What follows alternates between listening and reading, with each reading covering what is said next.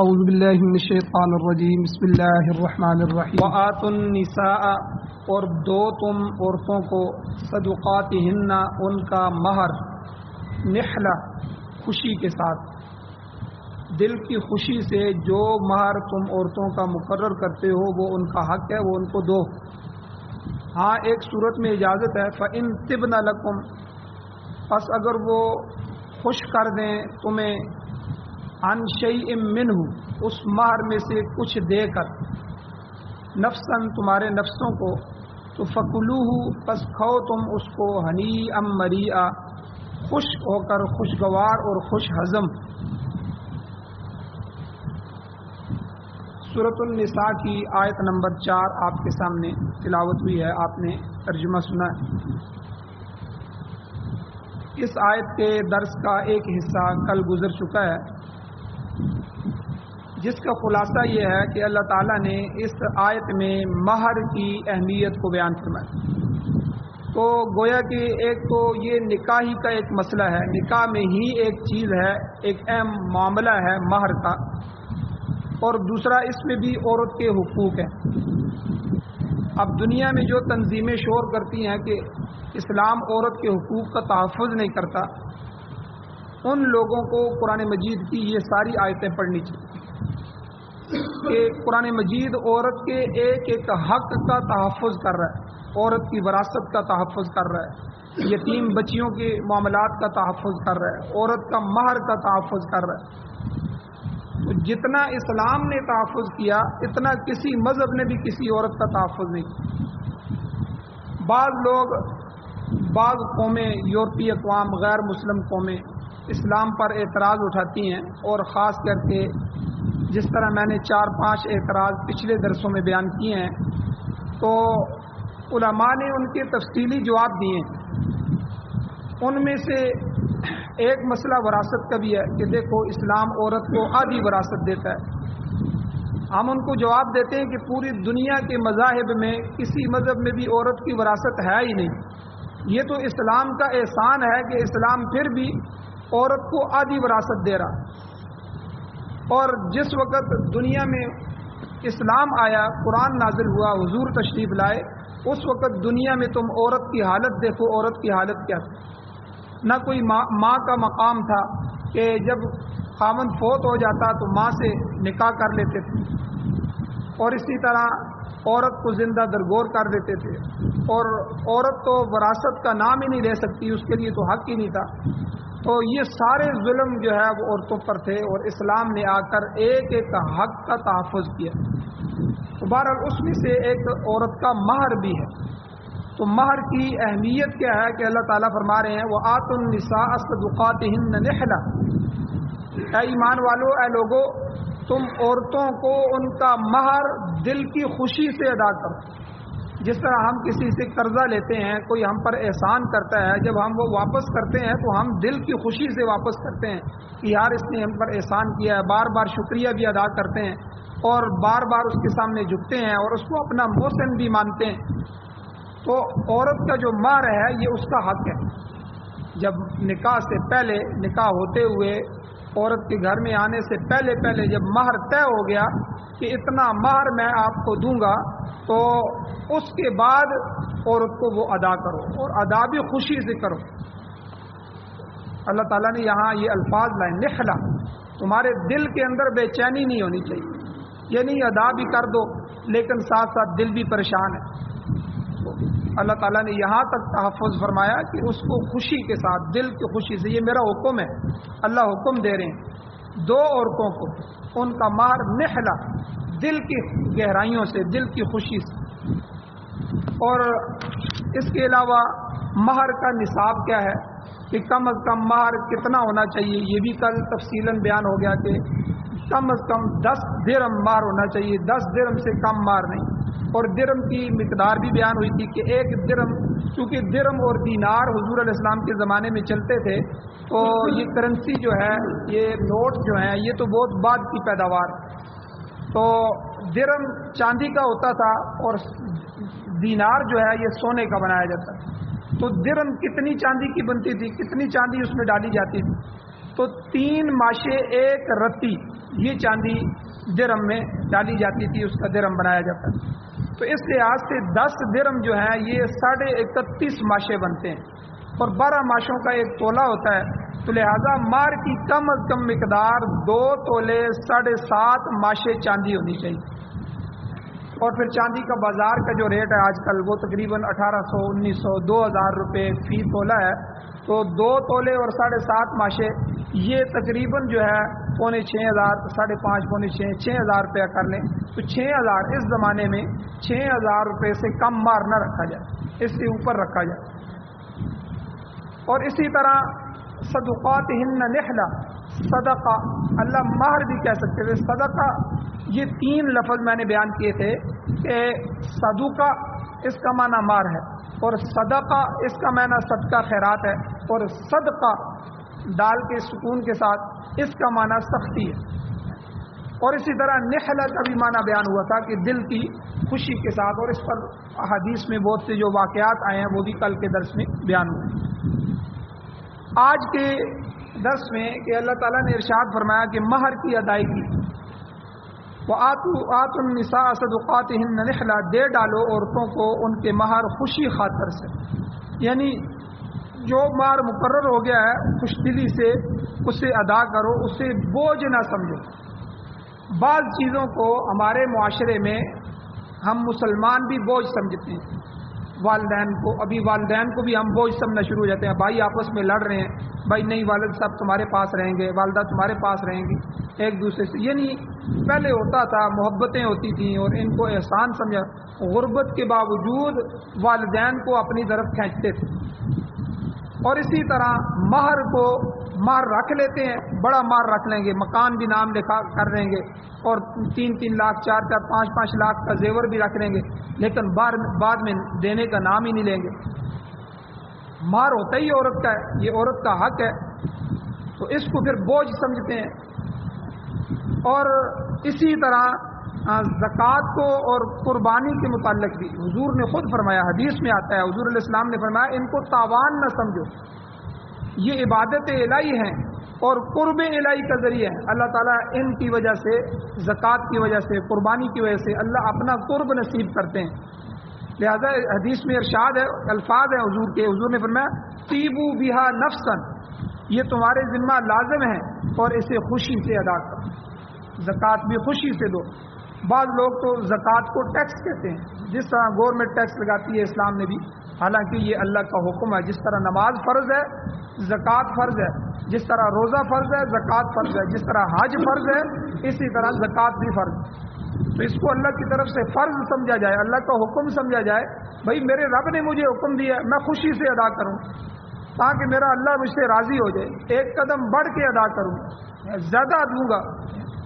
خوشی سے زکوٰۃ ادا کی جائے۔ لیکن بعض لوگ اسے ٹیکس سمجھتے ہیں۔ اور قربانی جب آتی ہے تو ابھی بہت سی تنظیمیں، بہت سے لبرل اور آزاد قسم کے لوگ وہ ٹی وی پر اور اسی طرح جو سوشل میڈیا پر شروع ہو جائیں گے، وہ جی تمہارے گھر میں، تمہارے ارد گرد جو ہے وہ غریب ہیں، ان کی شادیاں کروا دو، قربانیاں کرنے کا اتنا پیسہ ضائع کرنے کا کیا فائدہ۔ طرح طرح سے جو ہے خود بھی کہتے ہیں یہ اس کو ٹیکس سمجھتے ہیں، بوجھ سمجھتے ہیں، اور کسی طرح یہ لوگ بھی نہ کریں۔ تو اس لیے تو نحلہ کا جو لفظ اللہ تعالیٰ لے کے آئے ہیں کہ خوشی سے، یہ لفظ جو ہے یہ سارے مسائل حل کر رہا ہے کہ جو کام اللہ تمہیں دیں، جو حکم دیں، جو اللہ کے لیے کرنا چاہتے ہو اس کو خوشی سے کرو۔ ٹھیک ہے، مہر تم نے عورتوں کا رکھا ہے، مقرر کر دیا ہے، تو مہر کو خوشی سے ادا کرو۔ ایک مسئلہ تو اس آیت سے یہ نکلا۔ دوسرا مسئلہ کہ مہر جو ہے یہ ایک قسم کا عطیہ ہے، یہ جو ہم عورت کو دیتے ہیں یہ عطیہ ہے، یہ کسی چیز کا معاوضہ نہیں ہے، کیونکہ یہ کوئی بیع ہم نے نہیں کی۔ جس طرح ہم کوئی گائے بھینس خریدتے ہیں تو ہم رقم دیتے ہیں، رقم دے کے وہ ہم اس کے مالک ہو جاتے ہیں، یہ بیع ہو گئی۔ تو ہم عورت کو مہر دے کے عورت کو ہم خرید نہیں رہے، یہ بیع نہیں ہے، بلکہ یہ عورت کے ساتھ دلجوئی ہے، یہ احسان کا معاملہ ہے۔ مہر ادا کرنے سے انسان عورت کے اعضائے مستورہ جو ہیں،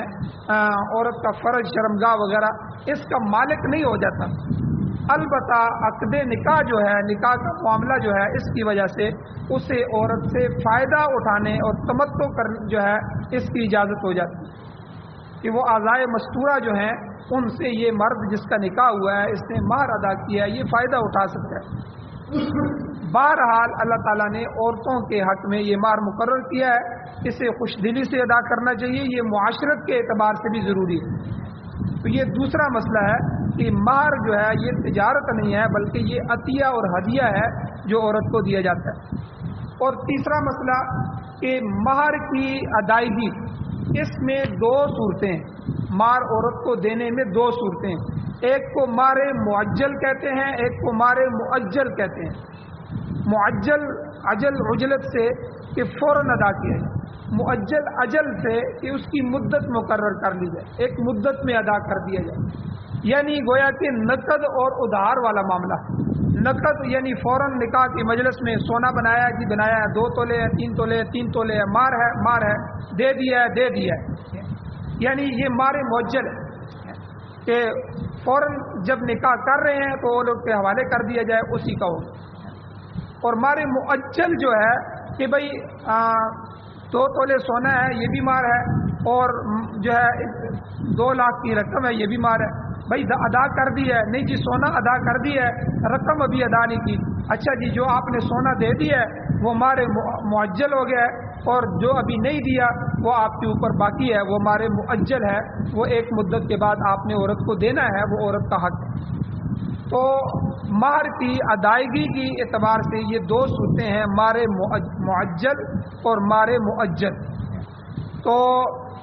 اسی طرح مہر کا جو حصہ فوری دیا جاتا ہے وہ فوری ہو جاتا ہے، اور کچھ حصہ بعد میں عند طلب بھی ادا ہوتا ہے۔ تاہم بہتر یہ ہے کہ مہر فوراً اتنا رکھا جائے جتنا آپ نکاح کی مجلس میں دے سکیں اور فوراً دیا جائے۔ اور یہاں ایک اور بات بھی سمجھ لیں کہ مسئلہ یہ ہے کہ مہر جو ہے بہت بڑا مہر مقرر نہیں کرنا چاہیے جس کو زندگی بھر جو ہے پھر ادا نہ کر سکے، یہ غلط بات ہے۔ اسلام اس کی حوصلہ افزائی نہیں کرتا بلکہ حوصلہ شکنی کرتا ہے۔ یہ حقوق العباد کا مسئلہ ہے، جس طرح قرضہ حقوق العباد ہے،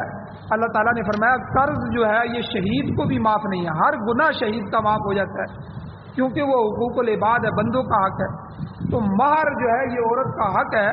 اتنا ادا کیا جائے جس کو آپ فوراً ادا کر سکیں۔ اگر فوراً نہیں ادا کر سکتے تو کچھ سالوں میں آپ اس کو ادا کر سکتے ہیں، ساتھ ساتھ کمائی کریں عورت کو دے دیں۔ اگر زندگی بھر بھی ادا نہ کر سکے تو جو ہے یہ سخت جرم ہے، اسلام نے اس سے منع کیا ہے۔ اور ایک صورت یہ ہے کہ ہم دیکھتے ہیں کہ بعض لوگ کہتے ہیں جی مار لکھ لو، دینا کس نے ہے، لکھ لو جی 5 لاکھ روپیہ لکھ دو، مکان لکھ دو جی، دینا کس نے ہے، نیت ہی نہیں ہوتی دینے کی۔ یاد رکھیں حدیث میں آتا ہے، حضور علیہ السلام نے ارشاد فرمایا، حدیث کا مفہوم ہے، نبی اسلام نے فرمایا جو آدمی نکاح کرتا ہے اور مہر رکھتا ہے اور مہر رکھنے وقت اس کی نیت دینے کی نہیں ہوتی تو حضور نے فرمایا وہ زانن، وہ زنا کرنے والا، حضور نے اس کو زانی فرمایا، یعنی یہ تو زنا والا کام ہے، ٹھیک ہے۔ اور تو حضور علیہ السلام نے فرمایا کہ مہر رکھو اور جتنا تمہاری وسعت ہو اس کے مطابق رکھو اور پھر اس کو ادا بھی کرو، یہ عورت کا حق۔ اب میں نے کئی نکاح پڑھائے ہیں، اس میں میں نے کئی افراد دیکھے ہیں، ایسے افراد کہ جن کے پاس کوئی چیز نہیں ہے، نہ فی الحال یہ امید ہے کہ وہ آئندہ اتنا بڑا مہر ادا کر سکے گی، تو میں نے ان کو کہا ہے جی بھائی یہ کیوں رکھ رہے ہیں آپ، تو ان کو سمجھایا، لیکن نہیں جی آپ کو کیا ہے، آپ نکاح پڑھا دیں، آپ پڑھا دیں، ہم نے طے کر دیا، آپ لکھ دیں، ہم نے لکھ دیا۔ اور پھر انہی لوگوں کو بعد میں جب طلاق ہوئی تو وہ مکان بھی عورت لے کے جا رہی ہے،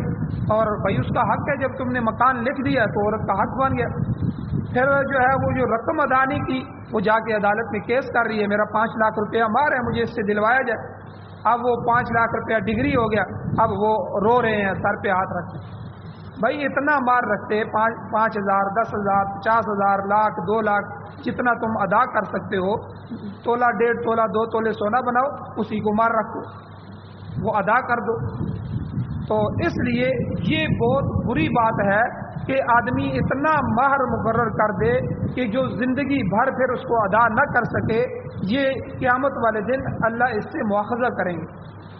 یہ پکڑا جائے گا۔ اس کی مثال قرض کی طرح ہے، جس طرح قرض لے کے قرض ادا نہیں کرتا کل قیامت کے دن مجرم ہوگا، اسی طرح اگر بیوی کا مہر رکھتا ہے اور پھر بیوی کو مہر دیتا نہیں ہے، ادا نہیں کرتا، اللہ کے ہاں یہ مجرم ہوگا۔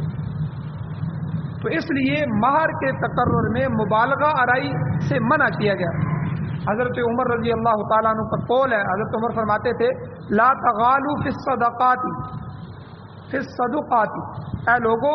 مہر کے معاملے میں مبالغہ آرائی نہ کرو، بڑھ چڑھ کے نہ رکھو، بھئی اس نے اتنا مہر رکھا ہے تو میں بھی اتنا دوں گا۔ تو آج کل معاشرے میں بہت زیادہ چیزوں میں ہم نے خود نکاحوں کو، بھائی آپ کی بچی ہے، بچی کے نکاح کا ولیمہ کون کرتا ہے؟ ہمارے ہاں بچیوں کے جو ہے بچی والے جو ہیں وہ بھی شادی ہال کو بک کر رہے ہیں، ان کی بھی 400 500 مہمان آ رہے ہیں، اور اب لڑکی جو ہے وہ سارا کچھ بنائے بھی، سامان بھی بنائے اور پھر سارا کچھ کرے، اس کے علاوہ 200 400 500 بندوں کو کھانا بھی کھلائے۔ یہ ہم نے خود اسلام کو چھوڑا ہے اور اسلام کی تعلیمات۔ تو نکاح، بھائی بچی کا نکاح کرنا ہے، بھائی میں بڑا مجبور ہوں، اب اس میں کیا کرنا ہے؟ لوگوں کو روٹی بھی کھلانی ہے۔ کیا تمہیں اسلام نے کہا ہے کہ لوگوں کو کھانے کھلاؤ؟ ہاں مرد کو حکم دیا ہے لڑکے کا نکاح کرو تو لڑکے کا ولیمہ کرو، ولیمہ مسنون ہے، اس میں بھی جو ہے تمہاری وسعت ہے، قرضے لے کے نہ کرو۔ لوگ خفا ہوتے ہیں تو ہوتے رہیں، تم بھائی اپنے گھر کو دیکھو، لوگ کھا کے چلے جائیں گے، ایک وقت کا کھانا ہے اور بعد میں تم 2 3 4 لاکھ روپیہ وہ قرضے اتارتے رہو گے، اب اس بچے پہ بوجھ ڈال دو گے۔ اور یہ والدین کی کوتاہی ہے، بچے کو تو پتہ ہی نہیں ہوتا، وہ نکاح کر رہا ہوتا ہے، مہر بھی والدین مقرر کرتے ہیں، اور پھر اس کے بعد جو ہے یہ ولیمے شیمے اور اس کے لیے قرضے شرضے یہ سارے بچے کے جو ہے والدین کرتے ہیں۔ بعد میں لڑکے کو کہتے ہیں تیری شادی کا اتنا قرضہ ہے نا ہمارے اوپر، اب تو ہمیں دیتا نہیں ہے۔ بھائی اس کو تو پتہ ہی نہیں تھا، وہ تو نوجوان تھا، اس کی پہلی شادی تھی، اسے تو پتہ ہی نہیں ہے کتنے لوگوں کو کھانا کھلانا ہے۔ عزت تم نے اپنی بچائی ہے، ناک اپنے کٹنے ہونے سے بچائی ہے، اور جو ہے معاشرے کے سامنے اور بوجھ اب لڑکے پہ ڈال رہے ہو۔ یہ دونوں طرف سے کمیاں کوتاہیاں ہمارے معاشرے میں ہیں، پھر ہم تنگ ہو جاتے ہیں اور پھر اس تنگی کو ہم لے کے ساری زندگی چلتے رہتے ہیں، تو پھر آ کے مولوی صاحب کو کہتے ہیں میں نے اس کا شادی کروائی ہے اور اب یہ ہمیں پوچھتا ہی نہیں ہے، اس کا اتنا قرضہ بھی باقی ہے۔ بھائی وہ قرضہ کس لیے لیا؟ اسلام نے بالکل ہر چیز کو سادہ رکھا۔ یاد رکھیں اسلام کے اندر اصول جو طے ہیں بالکل سادے اصول ہیں، ہر بندہ اسلام پہ عمل کر سکتا ہے۔ اب مار کے مسئلے میں دیکھیں، مار میں اسلام نے روک نہیں لگائی، بلکہ کہا ہے کہ اپنی حیثیت کے مطابق دو۔ بعض لوگ ایسے ہیں جو اربوں روپے کے مالک ہیں، کروڑوں روپے کے مالک ہیں، بھائی وہ لاکھوں روپے میں مار دیں، آپ 10 لاکھ مار رہے ہیں، 20 لاکھ دیں، 50 لاکھ روپیہ مار رکھیں عورت کا، رکھ سکتے ہیں، ان کی حیثیت اتنی ہے۔ تو شریعت نے یہ کہا ہے کہ مار اپنی حیثیت کے مطابق رکھیں، اپنی حیثیت سے زیادہ مار نہ رکھیں۔ تو اب صورتحال یہ ہے کہ آپ دیکھیں حضور علیہ الصلوۃ والسلام جو ہمارے لیے نمونہ ہے وہ حضور کی زندگی ہے۔ حضور کی 4 بیٹیاں تھیں اور حضور نے 11 بیویوں سے شادی کی، تو حضور نے بیٹیوں کا مہر کتنا رکھا اور بیویوں کا مہر کتنا رکھا؟ ہم تو حضور کو دیکھیں 500 درہم سے زیادہ حضور علیہ الصلوۃ والسلام نے اپنی بیٹیوں اور بیویوں کا مہر مقرر نہیں کیا، 500 درہم۔ ابھی درہم کی مقدار یہاں اوپر آ گئی ہے کہ 1 درہم جو ہے وہ 3 ماشے کا اور ایک جو ہے رتی کے برابر، 3 ماشے 1 رتی، تو 500 درہم جو ہے وہ آپ یہ کر لیں کہ 500 ضرب 3، 5 کی 1500 بلکہ 1600 جو ہے ماشے کر لیں، اور 12 ماشے کا ایک جو ہے وہ تولہ ہوتا ہے، تو یعنی یہ مہر جو ہے حضور علیہ الصلوۃ والسلام نے 500 درہم رکھا، سوائے ایک بیوی کے۔ ایک بیوی جو ہے وہ ام المؤمنین ام حبیبہ رضی اللہ تعالی عنہا، کہ ان کا نکاح حضور نے خود نہیں کیا تھا، بلکہ حضور کی اجازت سے جو حبشہ کا بادشاہ تھا نجاشی، اس نے وہ نکاح کروایا تھا، اور پھر اس نے اپنی طرف سے 4000 درہم مہر مقرر کیا۔ اس نے کہا حضور یہ مہر میں رکھ رہا ہوں اور یہ مہر میری سعادت ہے کہ حضور کی بیوی کا مہر میں ادا کروں۔ تو انہوں نے گویا کہ اپنی طرف سے وہ مار ادا بھی کیا تھا. وہ ایک مار تھا جو 4000 درہم کا تھا. اس کے علاوہ حضور نے اپنی بیویوں اور اپنی بیٹیوں کے لیے کسی کے لیے بھی 500 درہم سے زیادہ مار مقرر نہیں کی. اب دیکھیں ہماری طرف کیا ہو رہا ہے. اب شریعت نے اس کی حد بھی مقرر نہیں کی. حد اس لیے مقرر نہیں کی کہ بعض لوگوں کی حیثیت زیادہ بھی ہوتی ہے دینے کی. وہ 10 20 50 لاکھ بھی دے سکتے ہیں, وہ اربوں روپے کے مالک ہوتے ہیں تو وہ دیں. لیکن یہ مقرر کر دیا کہ بھائی جس آدمی کی جتنی حیثیت ہے اتنی حیثیت کے مطابق مار رکھا جائے, اور اس سے زیادہ مار, کیونکہ مار ایک قرض ہے. لہذا اگر کوئی شخص اس کو ادا کیے بغیر مر گیا تو اس کے ترکے میں سے, وراثت میں سے سب سے پہلے یہ قرضہ ادا کیا جائے. یعنی آدمی جب فوت ہو جاتا ہے تو اس میں شریعت نے کیا کہا ہے, جب مار دیا جائے کہ اس کی وراثت میں سے, اس کے مال میں سے سب سے پہلے اس کا کفن دفن کیا جائے, اس کے معاملات کیے جائیں. کفن دفن کے بعد اس کا قرضہ ادا کیا جائے. اس کا جتنا قرضہ ہے, پہلا یہ مار جو ہے یہ بیوی کا قرض ہے. بیوی زندہ ہے, مار رکھا گیا ہے 5 لاکھ روپے, اس کے مال میں سے آپ اپنے بیٹے اور بیٹیوں کو بھی نہیں دے سکتے. پہلے بیوی کا یہ 5 لاکھ روپیہ قرضہ جو ہے مار کا یہ ادا کیا جائے, اور پھر اس کے بعد حصے داروں میں اس کو تقسیم کیا جائے. پھر تیسرے نمبر پہ وصیت آتی ہے. اگر اس نے وصیت کی ہے تو پیچھے جتنا مال بچ گیا ہے اس کے 3 حصے بنائے جائیں, تو 1/3 حصے مال میں سے وصیت کو نافذ کیا جائے. پھر جو مال بچ جائے تو چوتھے نمبر پہ جا کے اس کو تقسیم کیا جائے. تو ہم پہلے 3 نمبر تو کھا ہی جاتے ہیں, اس کا جو ہے وہ کفن دفن بھی کسی ایک بیٹے پہ ڈال دیتے ہیں, اور اسی طرح اس کے بعد جو قرض کا معاملہ آتا ہے, بھائی قرض اس نے نہیں دیا. یہ جو جنازوں پہ کھڑے ہو کے ہم اعلان کرواتے ہیں نا کہ بھائی وارث یہاں کھڑے ہیں, ان کی طرف سے یہ اعلان کیا جا رہا ہے کہ میرے والد صاحب نے, میرے دادا نے, یہ میرے فلاں نے جو کسی کا لین دین کرنا ہو, کوئی قرضہ ہو تو وہ آ کے ہم سے لے لے. یہ کوئی رسمی اعلان نہیں ہوتا, یہ حقیقی اعلان ہوتا ہے کہ بھائی ہم وارث اب بن رہے ہیں, اب یہ وراثت تقسیم ہو جائے گی. اگر ہمارے والد نے کسی کا کچھ دینا ہے وہ آئے, ہمیں ثبوت دے اور ہم سے لے کے چلا جائے. تو پہلے یہ قرضہ دینا ہے. انہی قرضوں میں سے یہ مہر بھی ایک قرض ہے جو بیوی کا ہے. اگر زندگی میں نہیں دے سکا تو اس کے ترکے میں سے اس کی بیوی کو یعنی زوجہ کو پہلے یہ مہر ادا کیا جائے, پھر جو وراثت میں حصہ آئے گا وہ بیوی کا الگ سے آئے گا. تو اس لیے یہ مہر عورت کا مالی حق ہے. اس لیے فقہاء کرام فرماتے ہیں کہ اگر عورت مہر کی وصولی سے پہلے مرد کی قربت سے انکار کر دے, مرد کو قریب نہ آنے دے, اوکے پہلے میرا مہر دو پھر میں تمہیں قریب آنے دوں گی, تو اس کو اختیار ہے, شریعت نے اس کو اختیار دی ہے. بہرحال مہر حیثیت کے مطابق ہونا چاہیے, جو ہے وہ لاکھوں روپے میں اور کروڑوں روپے میں مہر نہ رکھا جائے. تو جب ایک بندہ 1 لاکھ 2 لاکھ مہر رکھ رہا ہے اور 2000 روپے بھی دینے کی حیثیت نہیں ہے تو یہ مناسب نہیں ہے. خواہ مخواہ اس پر بوجھ ڈالنے والی بات ہے, اس سے بچنا چاہیے اور شریعت نے اس سے منع کیا. اور اسی طرح ایک مسئلہ ہے مہر کی معافی کا. یہاں اللہ نے اس مہر کی معافی کا, عورت کی طرف سے اگر مہر معاف ہو جائے تو اس کا مسئلہ بھی اسی آیت میں اللہ نے بیان فرمایا. اللہ کہتے ہیں کہ فَإِن طِبْنَ لَكُمْ, پس اگر وہ عورتیں خوش کر دیں تمہیں عن شیء منہ, اس مہر میں سے کچھ بھی دے کر, نفساً تمہیں, یعنی اپنی خوشی سے مہر آدھا مہر معاف کر دیتی ہیں. عورت کہتی ہے چلو جی یہ آپ نے رکھا ہے, آدھا مہر معاف ہے, 1/4 حصہ معاف ہے, 1/4 حصہ میں, یا 2/3 حصہ میں معاف کرتی ہوں, یا کم و بیش کوئی بھی چیز وہ معاف کرتی ہے, تو یہ تمہارے لیے جائز. عورت کو حق حاصل ہے کہ چاہے تو وہ سارے کا سارا مہر خامن کو ہبہ کر دے, اس کو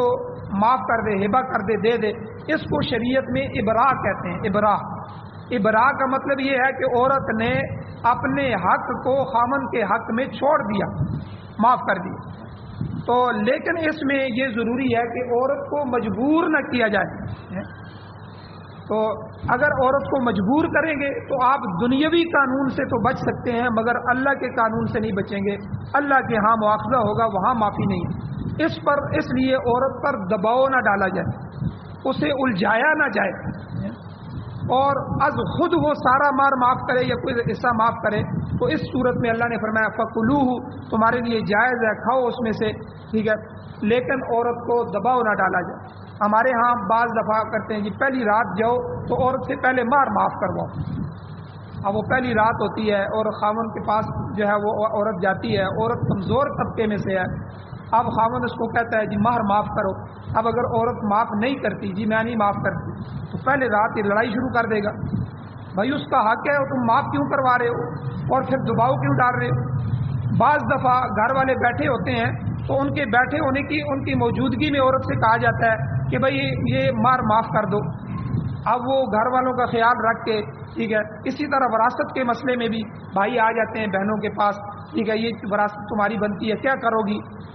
اب وہ سارے بیٹھے ہوتے ہیں، اب عورت کہتی ہے بھائی اگر میں یہاں کہہ دیتی ہوں میرا حق ہے میں لوں گی تو اب تو مجھے رہنے کا حق بھی نہیں دیا جائے گا، وہ کہہ دیتی ہے مجبور ہو کے کہ بھائی میں نہیں لیتی آپ ہی رکھ لو، تو یہ عورت پر دباؤ ڈالنے والی بات، تو اس لیے فقہا نے لکھا ہے کہ عورت پر دباؤ نہ ڈالا جائے، معافی کروانے کے لیے اسے الجھایا نہ جائے،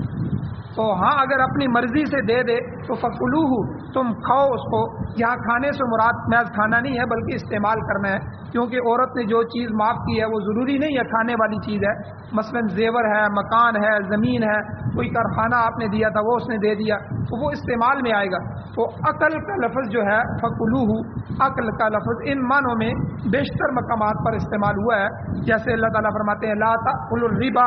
سود نہ کھاؤ، اسی طرح لا تأکلوا اموالکم بینکم بالباطل، آپس میں ایک دوسرے کا مال باطل طریقے سے حرام طریقوں سے مت کھاؤ، ٹھیک ہے، اسی طرح یہاں بھی فرمایا کہ اگر عورت مہر معاف کر دے تو پھر تم اس کو اپنے تصرف میں لا سکتے ہو، اس کو استعمال کر سکتے ہو، کھانے کی چیز ہے تو کھا سکتے ہو، بیچنے کی چیز ہے تو بیچ سکتے ہو، استعمال کی چیز ہے تو استعمال کر سکتے ہو، اور اسی طرح ہمارے ملک کے اندر بعض احکام جو شریعت کے ہیں وہ رواج کی نظر ہو جاتے ہیں، عام طور پر عورتوں کو مکان میں یا زمین میں وراثت نہیں دی جاتی اور رسمی طور پر یہ معاملات کیے جاتے ہیں، تو بہرحال یہاں جو ہے مہر کا مسئلہ بھی اس طرح ہے، تو اس لیے عورت کو جو ہے جبراً معاف نہیں کروانا چاہیے، یہ اس کا حق ہے تو اس کو دینا چاہیے۔ اور اس کی ایک صورت یہ ہے علماء نے لکھی ہے کہ جو منقولہ چیزیں ہیں، چیزیں دو طرح کی ہوتی ہیں، منقولہ اور غیر منقولہ جائیداد، تو منقولہ جو وہ ہوتی ہے جس کو منتقل کیا جائے اس کو تو فوراً دیا جائے، رقم ہے تو اس کے ہاتھ میں دی جائے، جو غیر منقولہ جائیداد ہے زمین جائیداد وغیرہ وہ اس کے نام رجسٹری کرائی جائے، انتقال کروایا جائے، اس کی ملکیت میں دے دی جائے، اس کے بعد وہ اگر اپنی خوشی سے واپس کر دے تو بغیر ادا کیے ہی معاف جو ہے ہو جاتا ہے، تو اگر وہ خوشی سے نہیں دیتی تو جو ہے وہ اس کا حق ہے وہ رکھ سکتی ہے۔ اور اسی طرح مہر میں تصرف، ایک چیز مہر کے مسئلے میں تصرف کا ہے، کیا عورت جب مہر کی مالک بن جاتی ہے تو وہ تصرف کر سکتی ہے؟ شریعت کی نظر میں مہر کی جب عورت مالک ہو جاتی ہے تو اسے اس کو خرچ کرنے کا اختیار ہے۔ اب ہم نے زیور عورت کو دے دیا،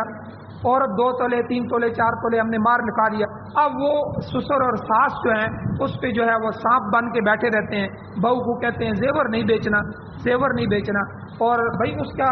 زیور ہے وہ اس کی مالک ہے، اس کے بعد جو ہے اس کو تصرف کا حق ہے، وہ چاہے تو صدقہ کر دے، چاہے تو کسی کو دے دے، چاہے تو اپنی بہن بھائی میں سے کسی کو دے دے، چاہے تو جو ہے وہ اس کو بیچ کے اپنے گھر میں استعمال کر لے، وہ عورت کا حق ہے۔ اس لیے اس مسئلے کو بھی اچھی طرح سمجھ لیں، جو زیور ہم عورت کے مہر میں لکھواتے ہیں وہ عورت اس کی مالک ہو جاتی ہے، اور مالک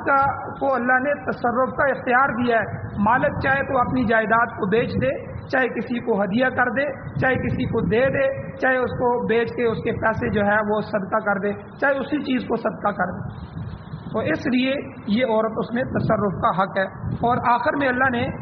جو مہر عورت خوشی سے معاف کر دے اس کے لیے 2 لفظ استعمال کیے ہیں، ہنیئا مریئا، کہ تم اس کو ہنیئا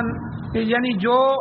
چیز جو مہر عورت نے تمہیں معاف کیا ہے جتنا حصہ کیا ہے مزے لے کر کھا سکتے ہو، ہنیئا کہتے ہیں مزے سے کھا سکتے ہو، یعنی بلا جھجک تم اس کو استعمال کر سکتے ہو۔ تو پہلے فکلو آیا ہے لہذا اس نسبت سے ہنیئا مریئا فرمایا۔ شاہ عبد القادر دہلوی رحمۃ اللہ علیہ اس کا ترجمہ کرتے ہیں، کھاؤ اس کو رچتا